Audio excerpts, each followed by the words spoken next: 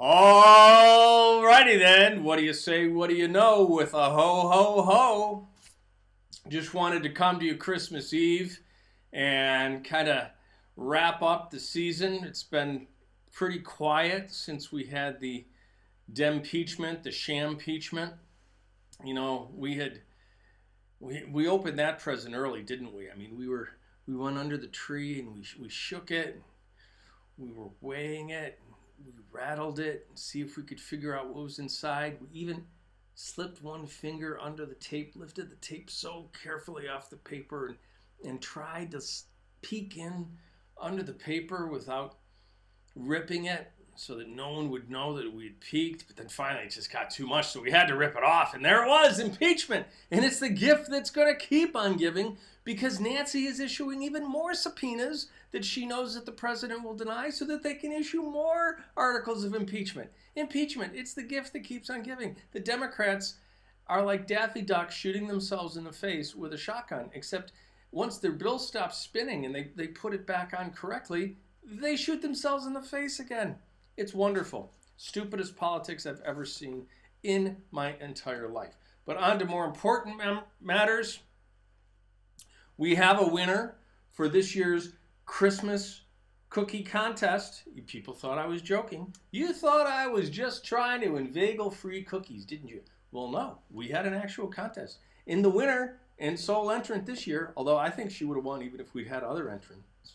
So, you know, if you can beat this, ladies and gentlemen, show me your game next year, because Pamela Krugman came in with 100-year-old recipe shortbread, which is the best I have ever had. Now, we've got a little Scotch Inn around the corner, and they make really nice shortbread, but it crumbles too easily. And the Walker shortbread is too bland. It's not buttery enough. This is unbelievable. It's like a biscuit consistency, so it's a little bit crisper, a little bit more firm than your regular shortbread. And it's not as granular. It's nice and flaky, and there is so much butter. Each bite is just like you just taste butter and sugar, and it's so good. And there were a little pfeffernusse in there as well as one of my favorite cookies, peanut butter cookies. So thank you to Pamela and Ron Krugman for that very generous Christmas gift. I've been enjoying it for a week now. And, you know, if you think you can outdo Pamela, next year's your chance. All you need is 1 dozen cookies, and you too can enter to have your name read on air.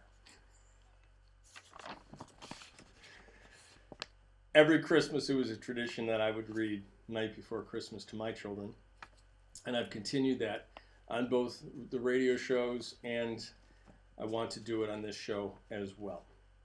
Hopefully you can share it with your children or your grandchildren, or even your great-grandchildren.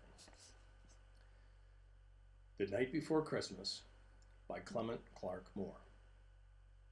'Twas the night before Christmas, when all through the house not a creature was stirring, not even a mouse. The stockings were hung by the chimney with care, in hopes that St. Nicholas soon would be there. The children were nestled all snug in their beds, while visions of sugar plums danced in their heads. And Mamma in her kerchief and I in my cap had just settled down for a long winter's nap. When out on the lawn there arose such a clatter, I sprang from the bed to see what was the matter. Away to the window I flew like a flash, threw open the shutters, and threw up the sash. The moon on the breast of the new fallen snow gave the luster of midday to objects below, when what to my wondering eyes should appear but a miniature sleigh and 8 tiny reindeer, with a little old driver so lively and quick, I knew in a moment it must be Saint Nick. More rapid than eagles his coursers they came, and he whistled and shouted and called them by name. Now Dasher, now Dancer, now Prancer and Vixen, on Comet, on Cupid, on Donder and Blitzen, to the top of the porch, to the top of the wall, now dash away, dash away, dash away all.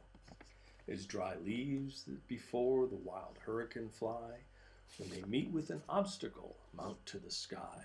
So up to the housetop the coursers they flew, with a sleigh full of toys, and St. Nicholas too. And then, in a twinkling, I heard on the roof the prancing and pawing of each tiny hoof. As I drew in my head and was turning around, down the chimney St. Nicholas came with a bound. He was dressed all in fur from his head to his foot, and his clothes they were covered with ashes and soot. A bundle of toys he had flung on his back, and he looked like a peddler just opening his pack. His eyes, how they twinkled, his dimples, how merry. His cheeks were like roses, his nose like a cherry. His droll little mouth was drawn up in a bow, and the beard of his chin was as white as the snow. The stump of a pipe he held tight in his teeth, and the smoke encircled his head like a wreath. He had a broad face and a little round belly that shook when he laughed like a bowl full of jelly. He was chubby and plump, a right jolly old elf, and I laughed when I saw him in spite of myself. A wink of his eye and a twist of his head gave me to know I had nothing to dread. He spoke not a word, but went straight to his work, and filled all the stockings, then turned with a jerk, and laying a finger aside of his nose, and giving a nod, up the chimney he rose. He sprang to his sleigh, to his team gave a whistle, and away they all flew like the down of a thistle. But I heard him exclaim, ere he drove out of sight, "Happy Christmas to all, and to all a good night."